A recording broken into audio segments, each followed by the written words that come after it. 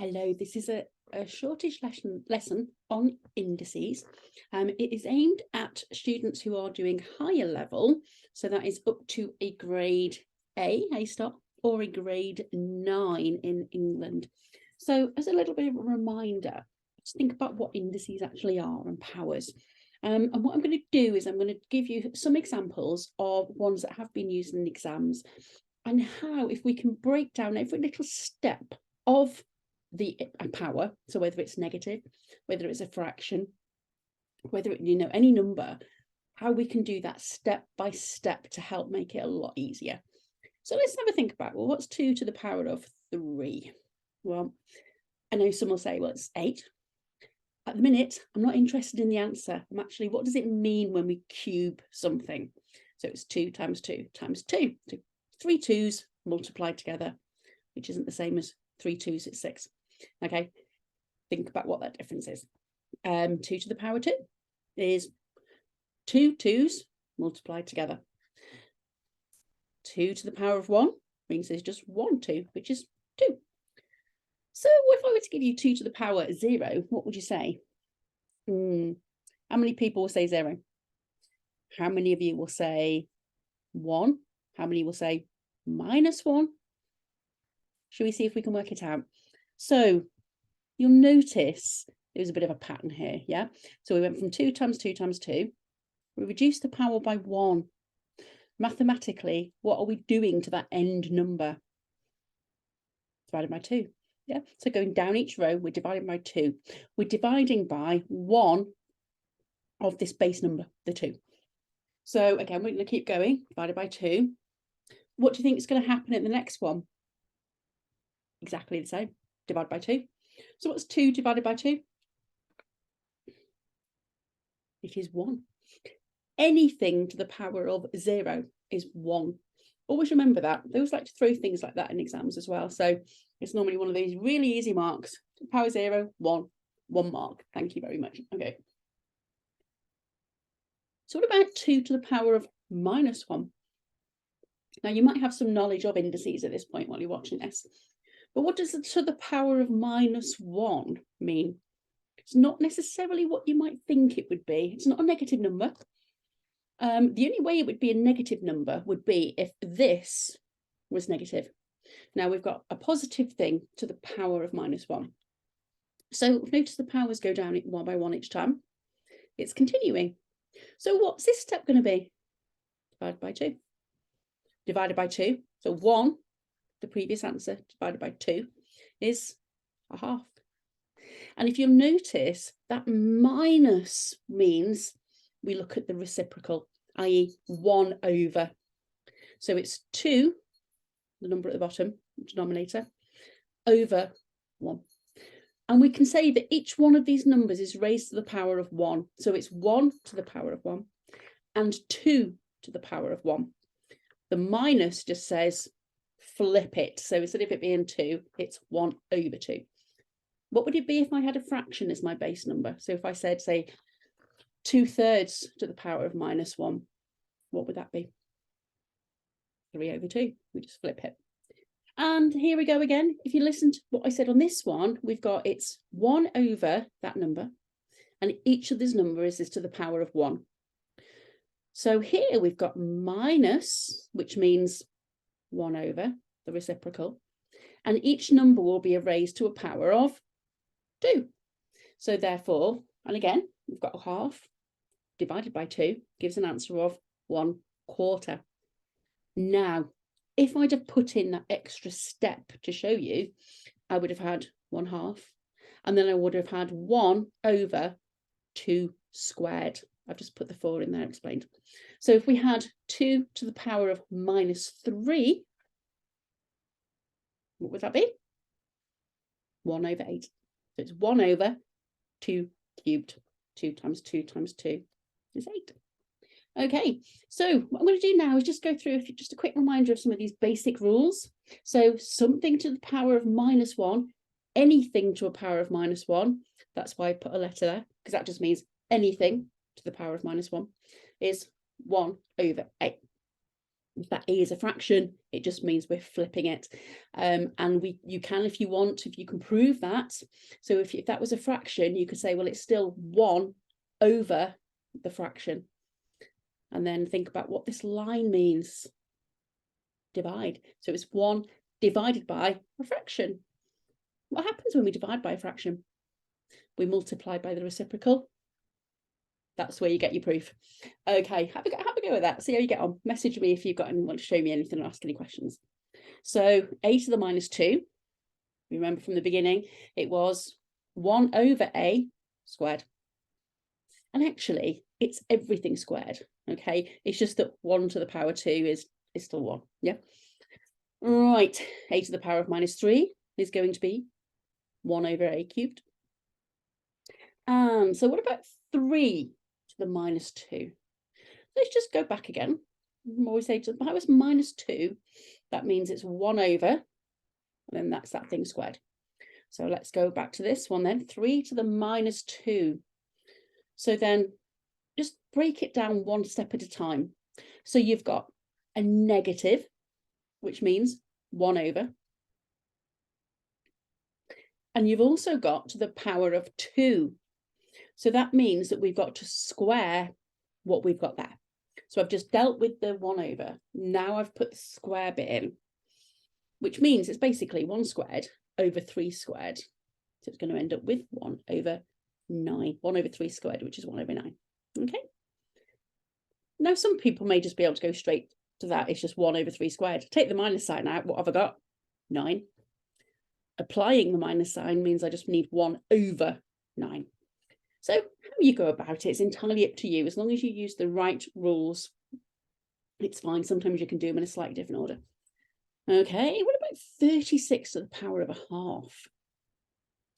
Now, I'm thinking about how I did this. Now, this is ignore that. I think I stopped on this one when I was going to go through this. But we're going to break that half one step at a time. Okay, so we've got, it's the power of 1. The denominator, when we've got a power for a fraction for a power, the denominator is the root.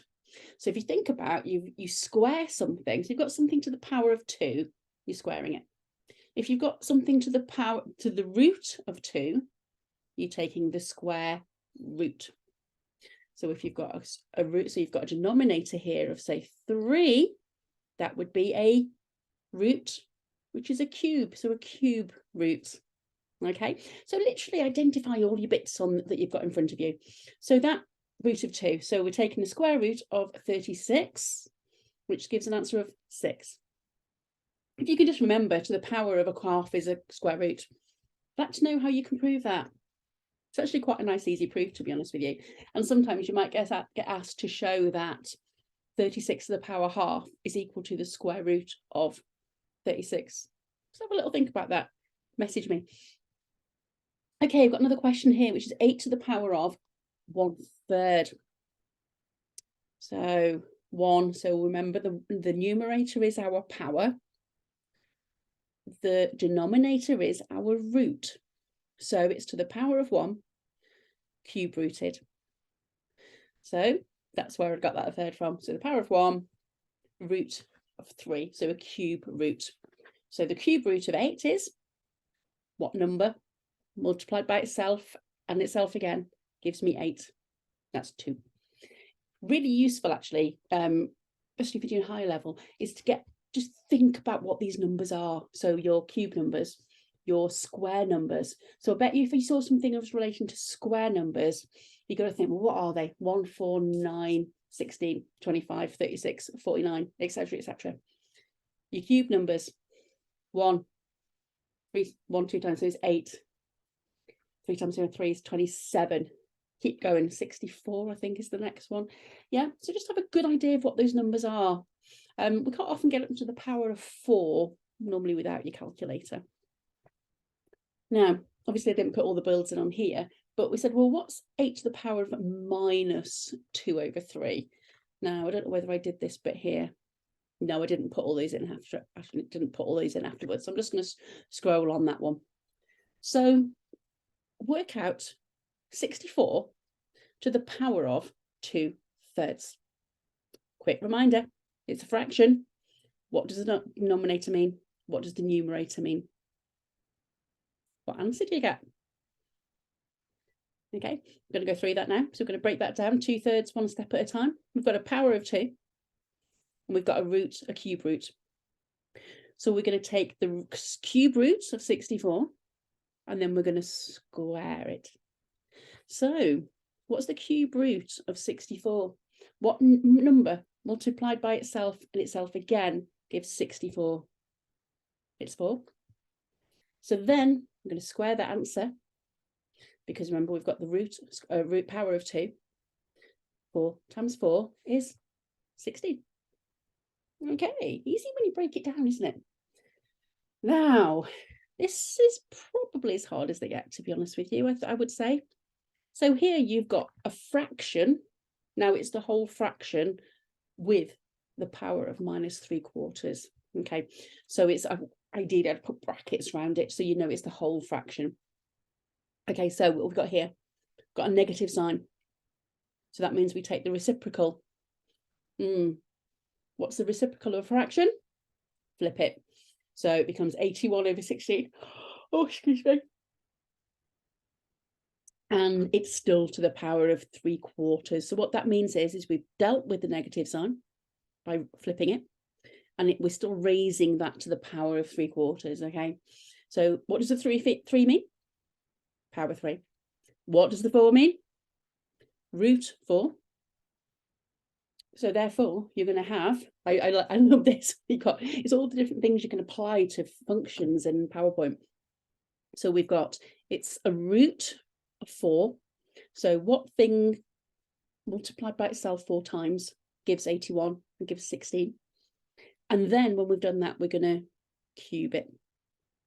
So remember with our surds rules, whatever, basically the square root of all of that, was not of the root of 4 for the numerator and the denominator, is the same as applying that to the numerator, applying it to the denominator.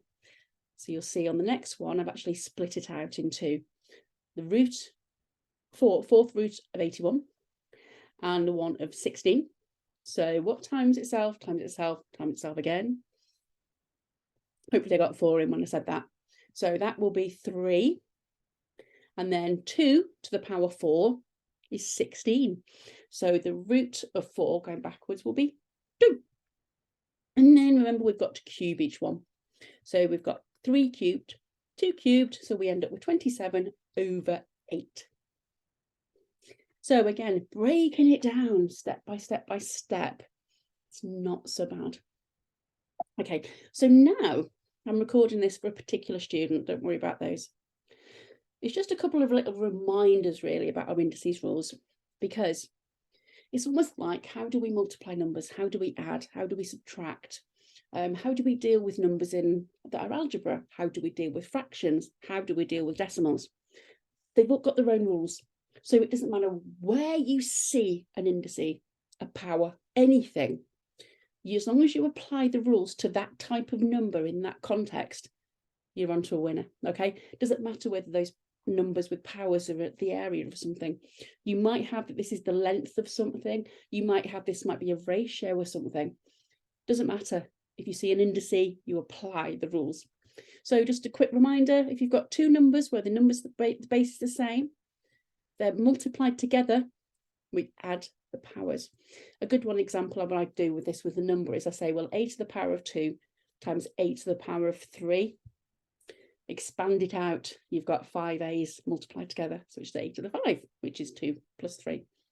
Same here, a to the m, so it just means a number raised to a power divided by the same number raised to a different power is equal to a, and we subtract the powers. Again, you can do a quite easy proof of that. And the last one here is a number raised to a power raised to another power, so it could be like a squared, and we're cubing all of that answer, is we just multiply those two numbers together. Okay, don't confuse these two here. Okay, just make so multiply, we add. Power of a power, we multiply. And then just as a quick, another general rule here, as I've done some numeric examples for you, we've got some number to the power of b over c. So that b is the power. That c gives it a root. Hopefully that's a very general kind of form. So I am going to go through a couple of questions that this particular student gave me to do. So I say I'm recording this and I'm keeping this available for all of my students. So I'm not going to give this person's name away, but it's recorded specifically for her initially. Right, so this is how we apply those rules in a different context. So it says write the fourth root of 8 to the power of 5 as a power of 2. What does it mean by a power of 2? It means it's like 2 to the power of something. Okay, so it could be 2 to the power of anything. It could be a fraction. It could be a negative number. Doesn't matter. But as long as your base number is 2.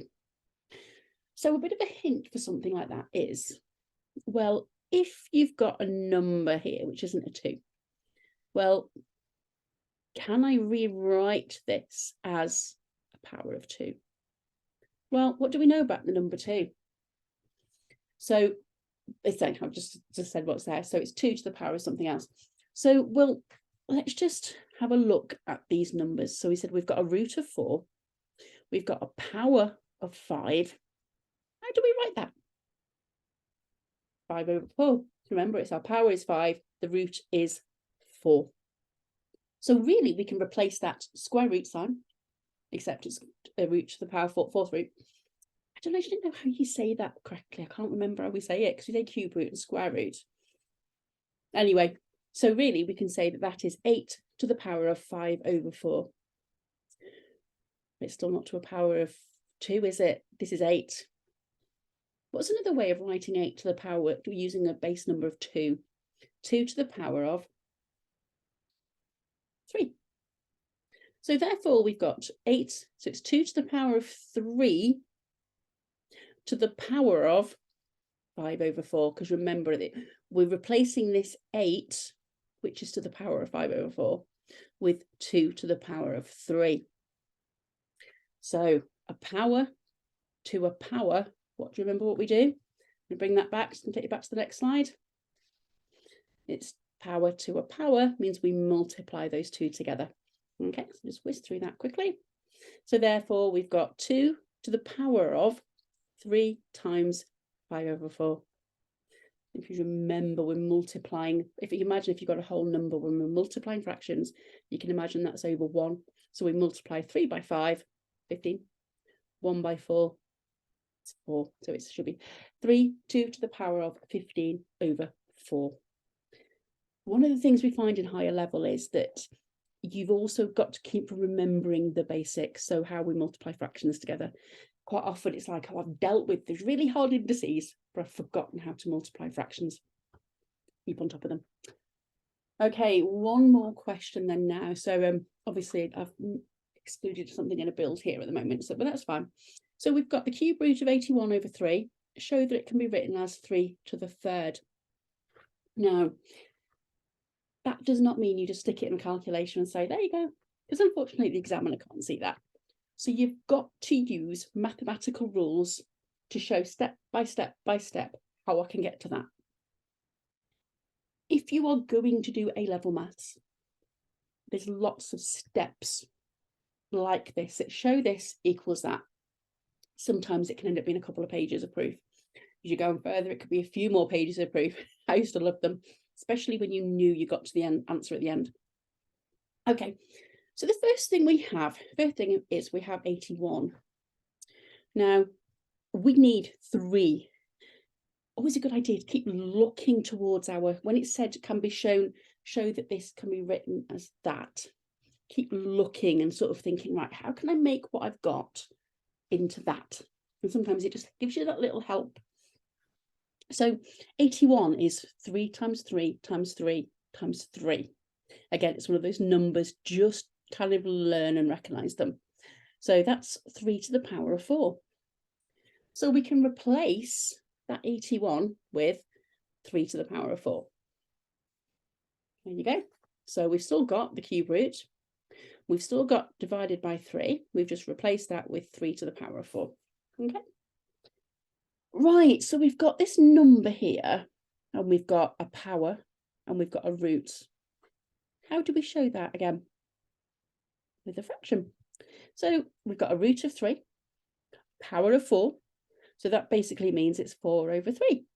So something at 3, this number 3 here, we can get rid of that 3 at the cube root. We can get rid of that, and we can just say it's 3 to the power of 4 over 3 divided by 3. Don't forget the other bits that are there. Okay. Now, let's have a look at our, we need 3 to the power of a third. Not quite got that yet, but I need to get 3 off that. Hang on a minute. I've got 3 divided by 3. It's not the same. They've got the same base numbers. So isn't that where I can subtract the powers? No. So look at what we're aiming for in the question again. So again, as I've just said that anyway. So we've got 3 to the power of 4 over 3 divided by 3, which is what we've got here. Now, we haven't got any powers with that 3, have we? But remember, what's the power? When it's just a single number, what is the power that we don't show? It's 1, isn't it? Oops, I've got a couple of extra steps in there. So basically, we've changed that to 3 to the power of 1. So therefore, when we subtract the powers, because we're dividing, those numbers are the same. We're doing 4 over 3, take away 1, which we've done there. And that is, well, 4 over 3, take away 1. Remember, 1 is a whole number. 4 over 3 is your fraction. So it's literally 1 is the same as 3/3, isn't it? So just be careful again with things like that. I've known students to probably get to this point and then they're like, oh, it's 3 over 3. So it's not that. I don't know why they connect. Always have your eye on that final answer again. I know I've said it a couple of times, because 4 over 3, take away 1. And again, with fractions, convert them so they've got the same denominator. So 4 over 3, take away 3 over 3. 4 minus 3 is 1. So there you go. And that is why you get 3 and 1/3. That is what I've recorded for today. I'm going to get this saved so I can get this off to the student tomorrow. And if you're watching this at a later date, whoever, that particular person I've called this for, or you've got any other questions on these, please drop me a message and I will help you. And keep an eye out for more posts from mathematics. Thank you so much for watching. Bye bye.